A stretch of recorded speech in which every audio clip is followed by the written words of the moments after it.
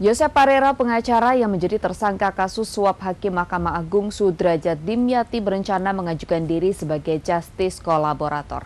Hal ini untuk mengungkap secara jelas kasus suap penanganan kasasi pilot koperasi simpan pinjam inti dana.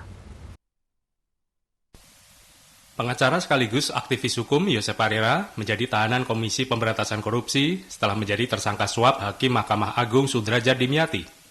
Ia menjadi salah satu yang ditangkap KPK saat operasi tangkap tangan di Jakarta dan Semarang atas kasus suap penanganan kasasi pilot koperasi simpan pinjam inti dana. Kuasa hukum Yosep Parera menunjukkan surat tulisan tangan kliennya yang menyatakan pengakuan memberi uang dan siap bersaksi agar kasus terbuka dengan jelas. Selain itu, pihaknya juga mencoba mengajukan kliennya untuk menjadi justice kolaborator. Ya, itu opsi untuk mengajukan sebagai JC itu sedang dipertimbangkan, Pak. Nanti finalnya seperti apa itu akan diputuskan ketika Pak Yosep nanti diperiksa kembali oleh penyidik, apakah dalam kapasitas dia sebagai tersangka atau dalam kapasitas sebagai saksi untuk tersangka yang lain. Dan itu juga sudah dikomunikasikan dengan Bang Yosep sendiri untuk hal ini? Ya, cuma karena kemarin kita punya keterbatasan waktu belum sampai detail. Jadi mungkin dalam pertemuan berikutnya kita akan bicarakan lagi.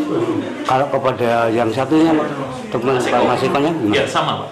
Karena punya hampir mirip perannya, hampir mirip, sehingga bagi keduanya perlakuannya pun akan sama.